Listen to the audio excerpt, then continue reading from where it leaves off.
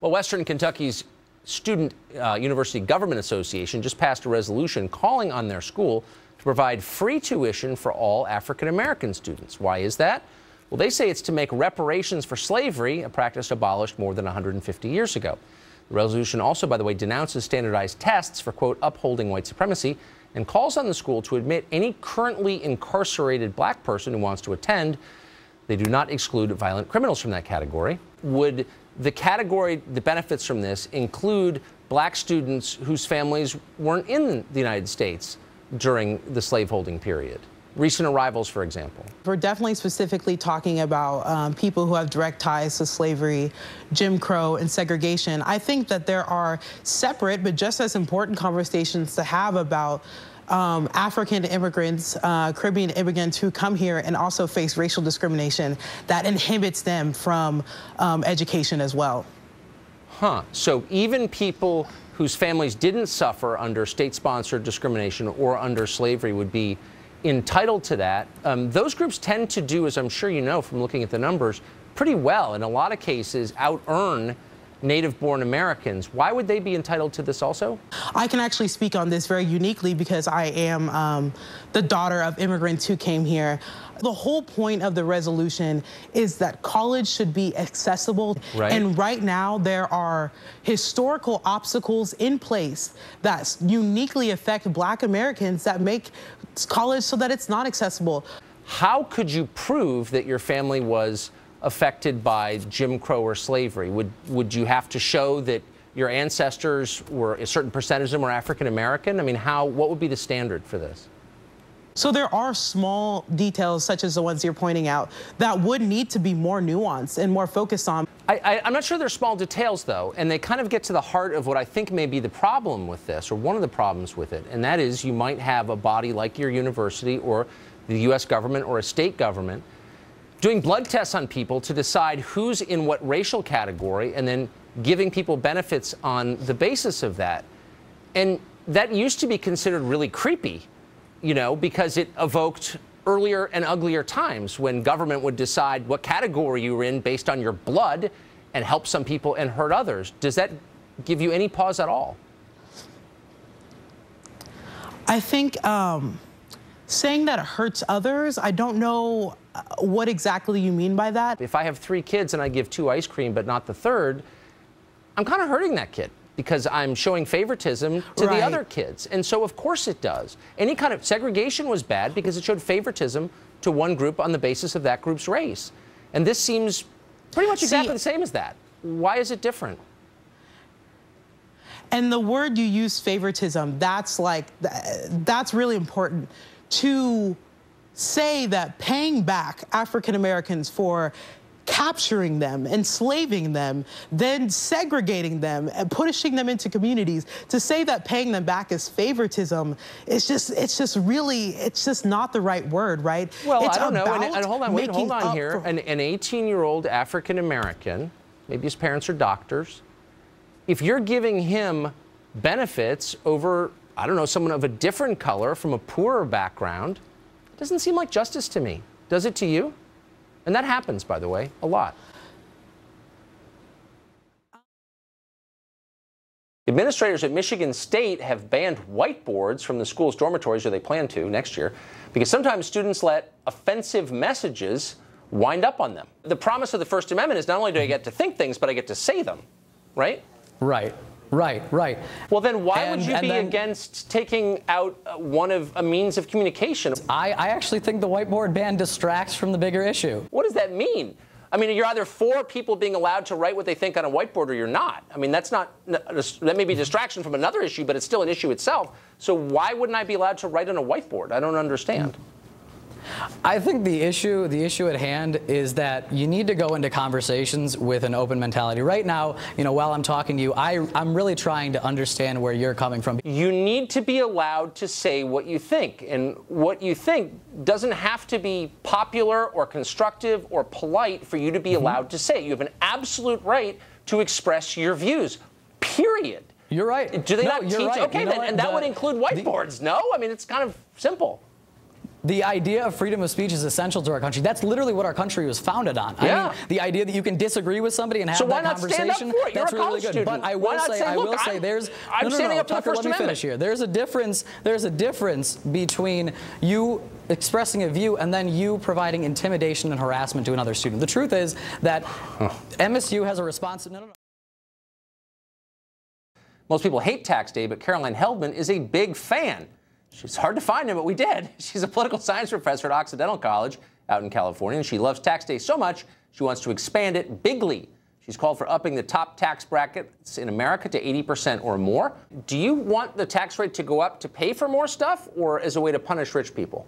Taxes are the price we pay for civilization. I would love to see, free higher education. I would love to see our infrastructure, our crumbling infrastructure system funded in the United States. There are a lot of things that this money could go for if, wealthy people were fairly taxed, and they just aren't.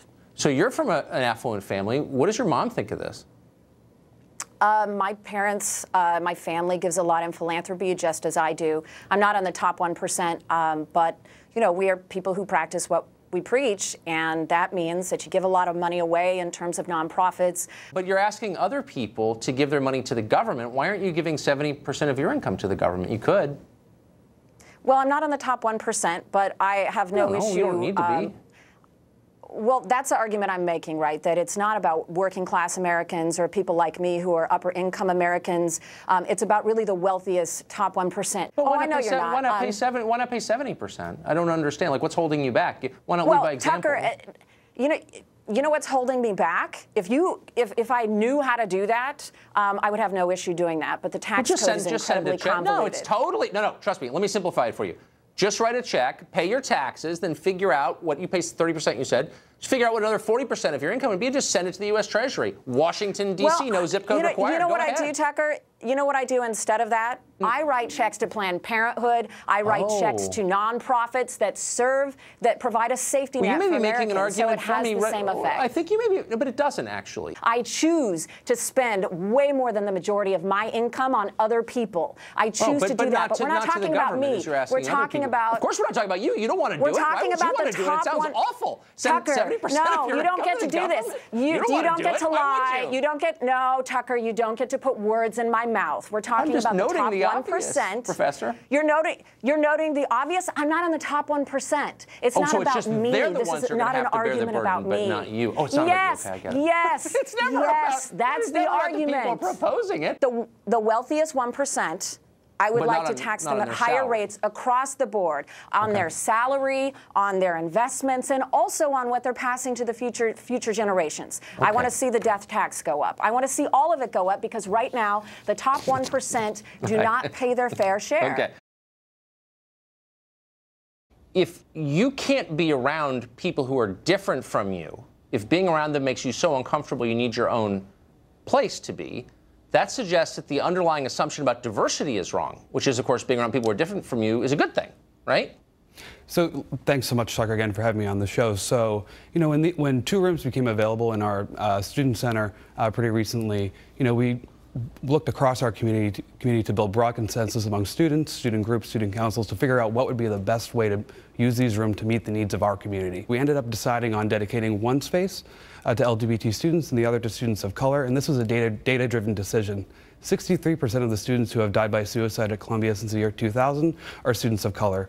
2 LGBT students, openly LGBT students, have died by suicide at Columbia in the past 3 years. The underlying assumption of what you just said is that being around people who are different is traumatic, and that, of course, was the justification for segregation. It's important to feel like you have people around you that understand you, and there are differences in these communities. You're saying that people are more comfortable, maybe have better mental health when they're around people who are just like them. And I'm saying I feel like maybe that's true, okay. But it's kind of a radical thing to say because that, of course, again, was what the people who supported segregation said. Tucker, and is what it the a radical thing? No.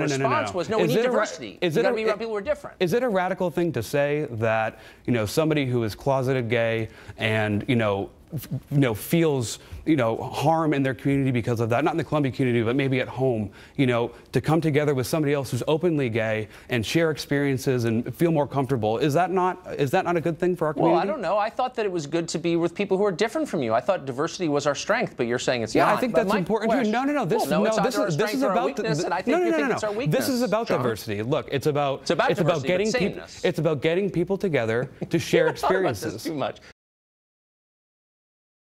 Ilya Soman is a professor at George Mason's Antonin Scalia Law School. He recently wrote a piece for the Washington Post lamenting what he called ignorance about immigration. Once people learn the facts about immigration, he says, they will become substantially more in favor of it. California has 12% of the nation's population, but has like 33% of federal welfare recipients. I mean, that's because of immigration. What's the other cause? Even if you compare just per capita welfare spending overall in states with more immigrants compared to those with less, those that have more do not have more welfare spending. That's what Cato and also various economic studies as well find. Some immigrants from certain countries have very low welfare rates, and others have overwhelming, over 75% welfare rates. And so we're sort of pretending that they're all fungible, they're all the same, but of course they're not. You also said immigrants' political views, when you get right down to it, are a lot closer to those of people born here. And yet the statistics show that they're overwhelmingly not. 65% of Hispanic immigrants vote Democrat. That's not the same as people who live here. They change the political balance of a state. What I said is that when you look at immigrants' views on particular issues, things like size of government, social issues, and the like, the gap is much smaller than with natives than many people assume. And moreover, it gets smaller in the second or third generations. With Hispanic immigrants, these statistics often overestimate the difference because many second and third generation descendants of those immigrants don't even call themselves Hispanic in surveys. And those who don't call themselves Hispanic on average have political views closer to those of natives. Okay. This is something that I cover, politics, and I think what you're engaging in with respect is bad social science, because the truth is it doesn't matter whether someone, as on the Supreme Court, whether someone may have a slightly more conservative or liberal position on an issue or two or five. What matters is who they vote for. So in California, for example, the state voted to ban gay marriage heavily with Hispanic support, but the state is, so I guess they would be conservative in that issue, but it's overwhelmingly Democrat to the point it's a one-party state because of Latin American immigration. So it actually doesn't have any effect. In other words, it's just a boon to the Democrats, period. And that's a change immigration wrought. Actually, people's issued positions in the long run matter much more than what party they vote for, because the parties, if they want to win, have to adjust their issued positions to where the electorate is. That state has no functioning Republican Party, and it's all because of immigration. If people who lived there in 1975 are the only people voting, it would be a Republican state. I mean, why not just admit that?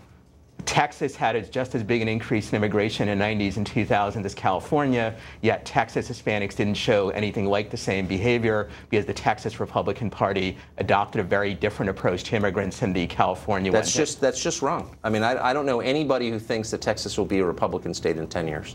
Who knows? And look, that may be wrong, but people who watch this carefully, including elected officials in the state, believe what the average person believes because it's obviously true, which is massive demographic change has political consequences. Why not just concede that? That's not ignorant to say that. So who knows what will happen in 10 years? I don't claim that demographic changes never impact politics. All I claim is that the impact is much less than many people claim. Really? Then why is it that the immigrant-heavy areas of New York State are overwhelmingly Democratic, but the ones with native-born New Yorkers are not?